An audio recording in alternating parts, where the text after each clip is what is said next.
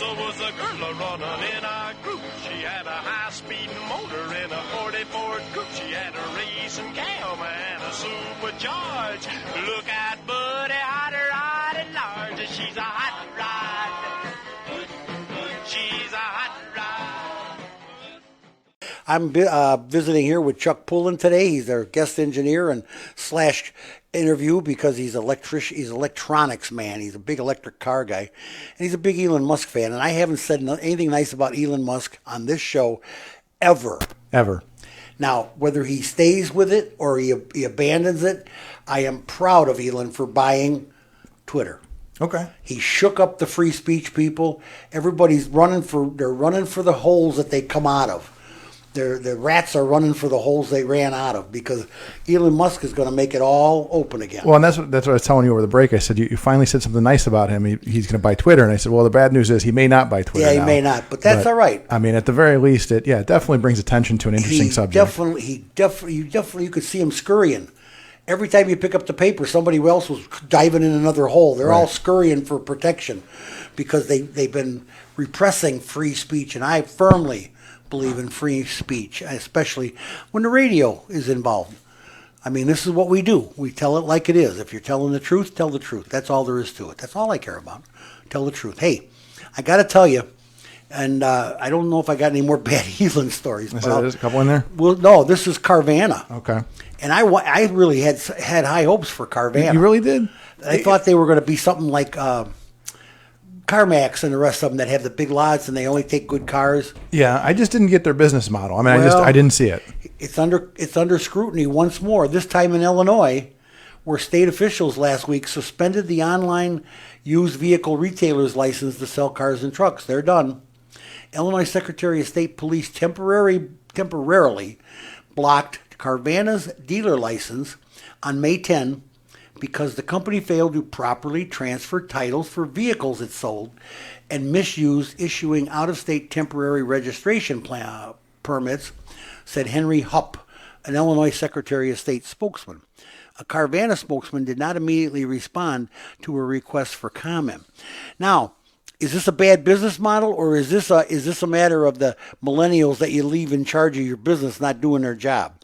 Which is it, Chuck? Right. Well, somebody's not transferring the titles. Right. I'm sure they have that. I don't care if they have a 10-story thing they sell cars out of. Big gumball machine. Big gumball machine full of cars. Right. But what's the one with the claw? You got to pull out your the own claw car. game. You win a Porsche. Yeah, you win a Porsche.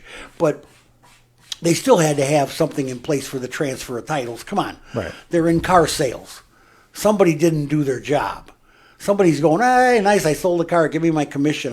I'm gone. But so the thing was, I'll come back in 2 weeks when I'm out of money. Am I wrong in assuming that there was nobody there though? You would kind of just go. It's almost like picking a package up at Amazon.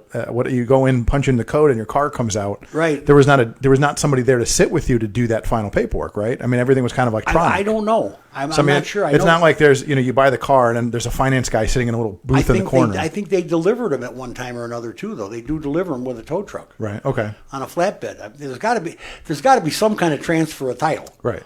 I mean, it's ridiculous if it's not. And I suppose that big bubble gum machine, you go there and you pick out the car you like to see, and then you punch it in and you can read all about it. And right. I'm sure you can see it if you want. You're not buying a sight on the scene. Well, that's what I'm wondering. I mean, I like I said, I never understood the business model, although I think some people have bought them online without driving them. But I mean, even if you were literally not doing any of that, you'd think somebody would just slide a folder with all your paperwork and something. But I mean, if you have a business model where it's unique like that, you would think that they would have sat down and said, how do we do the transfer title? How do we do this paperwork? Well, is it possible they write everything up and sign everything on their end? They put it in the glove box for you, and you're supposed to set it in. Right, and that could maybe the customer's not doing his job. Right, that's very possible. I don't know. But you have to assume if you're doing something like that, you're doing business in maybe 40-something states, 48 states. Every one of them is going to have different rules. Well, it's kind of like, okay, and the only way the state police are going to hear about it is if somebody complains. Right. So I almost have to assume that there's no paperwork in the glove box. Right. You know what I'm saying? That they're not leaving it up to the customer, because if they do, the average customer is not going to fill it out. No, agreed.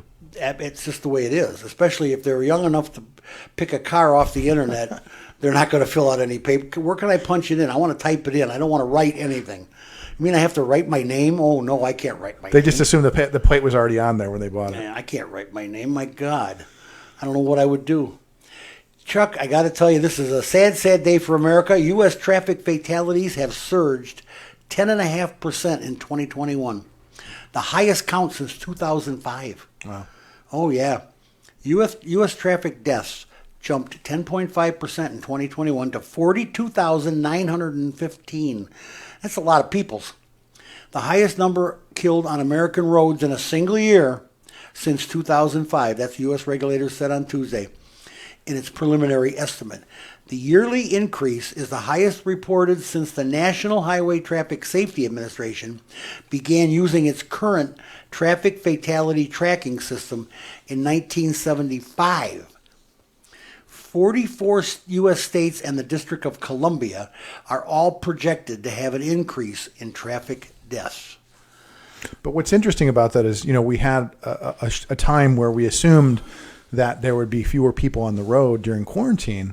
And then what we saw was deaths actually went up. And I assume it was because everybody had these highways to themselves. They were, you had an open road and you were driving way too fast.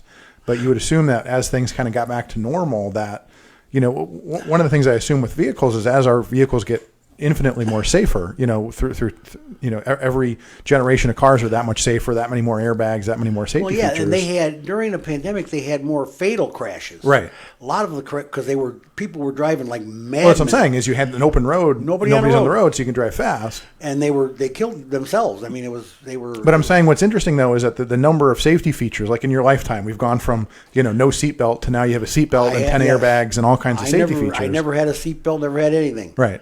Matter of fact, back in the day, just before high school, a friend of mine was killed on Torrance Avenue. Got hit T-boned. He T-boned a car that ran a red light on a busy street, and the steering wheel crushed his chest and killed him. That won't happen anymore. Right. Now you have an airbag in the middle of that dog. Right. And then you can't get anywhere near that steering But I mean, wheel. it's interesting how you look at like air travel. Air travel has gotten amazingly safe. Oh, yeah. But how are fatalities going up on the roads? It's an interesting thing to see. Well, especially in 21, the pandemic was basically over. People were a lot of people were ignoring it. More people were ignoring it in 21 than ever before because they just had enough of it. They just said, I'm going out and go to work. Or I'm going to go here and have dinner. I'm going to do something. I don't know. It's 42,000 people we kill on the highway every year. Right. That's a lot. That's a whole lot. I mean, it's no Chinese flu, but it's. I'm telling you, it's a lot. 42,000 people is too many people to lose to bad driving. We go around the horn here and talk about all the stuff that's going on, and I'm sure Chuck has a comment on all this, but. Everybody asks about recycling. Everybody asks me, what are we going to do with all these batteries? Right. Well, they have found that these new batteries that they're using, Tesla uses it, might have 200 cells or 300 cells and be 400 watts or 400 volts. But if one cell goes bad, you're able to replace that cell. Correct, right. So all you got to get rid of is one little cell, one little tube. I don't know what it looks like, but it's a bunch of AA batteries all stacked together. He has a bunch of AA's. Yeah. So that the recycling part of it, I'm not as worried about it as some people, but some people are making money on it already.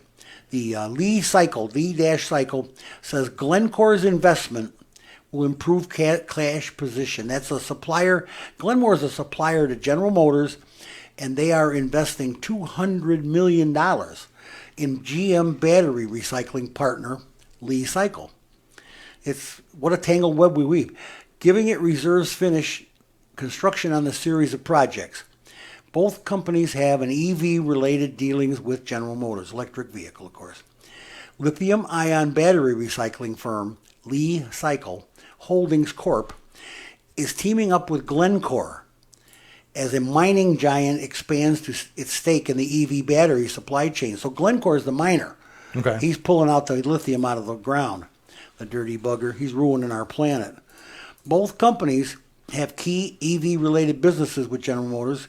Glencore supplies cobalt, Oh, okay, he's not lithium, he's cobalt. For GM's batteries, and Lee Cycle is a partner with GM at its battery production campus being built in Warren, Ohio. Bringing our complementary capabilities together will accelerate the path of the circular economy for critical materials in the lithium-ion battery chain, Lee Cycle CEO A.J. Kochar said in a statement on Thursday. So they're going to recycle. They're going to bring them out and they're going to do something with them. I got to ask you, being that lithium, and you're the engineer. Lithium is so volatile. Right. They are doing recycling. Is that plant dangerous? Because lithium, if you don't have the right temperature, lithium can explode, catch on fire. That's why the Tesla actually has a cooling system for the battery and a heating system for the wintertime for the battery, so that it doesn't overreact. Right. And we're relying on this lithium garbage that they dig out of the ground. I mean, have you ever seen a lithium mine?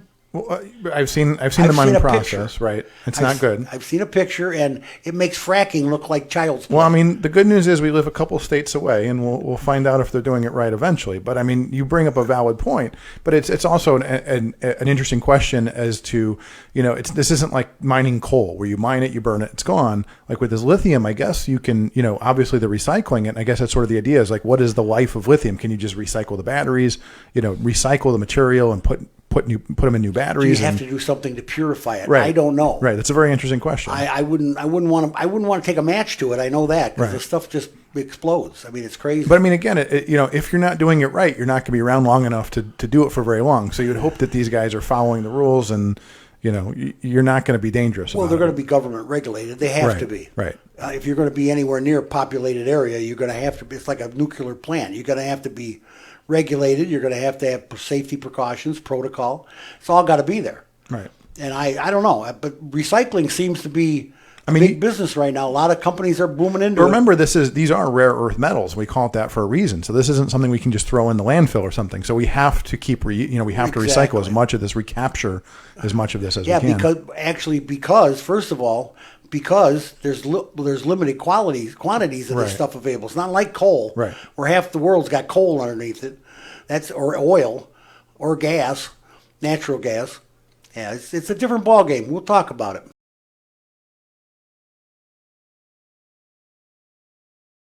I got to tell you, there's so much going on right now. This is one that I had from 2 weeks ago. The Ford F-150 Lightning electric truck is launched. It launched April 26th. They had a bunch of contracts already. Ford has them. Chuck, they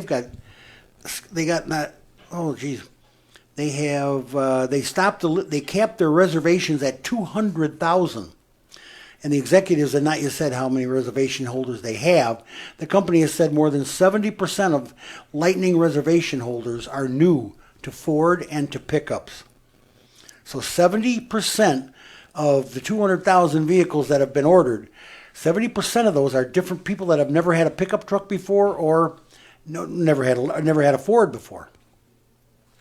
Ford plans to build up to 150,000 Lightnings a year by mid-2023, nearly quadruple the capacity it had originally planned. This is at the Rouge Electric Center in Michigan. Unbelievable what they're doing there. This is crazy. Well, that's pretty cool, but you know what? The Cybertruck now has over 1 million reservations. I understand, but they haven't built one yet. Details. This one's on the street. Once they do build one, they're going to be amazing. This one's on the street. Ram Concept, they unveiled the electric 150 this year. The Stellantis brand has shown a few images of what the first battery electric pickup could look like, but it's preparing to take the next step with a live concept ahead of the truck's slated 2024 release, said Ram CEO Mike Koval. You understand why Ford just took their 150 and made it electric. Right. 150 is the best-selling pickup in the world. Why would they change that? No, agreed. So we'll give you gas, or if you want electric, we're going to give you electric. That's a great way to go. It's the same truck. Right. That's a great way to go. They had to. I mean, they couldn't, Koval revealed last summer that a battery electric 1500 truck was in the works, adding another contestant to the burgeoning electric pickup race. And it's out there, let me tell you. Just like he says, the Cybertruck that may never ever see. Oh, we'll see next year. Well, he's building a plant in Texas, I think. Ram says it'll offer fully electric solutions in the majority of segments when it completes 2025. The brand says it will have a full portfolio of electric vehicles no later than 2030. Now, just when I told you about Ford and their 150 being so popular, there is a rumor. And it's a good rumor.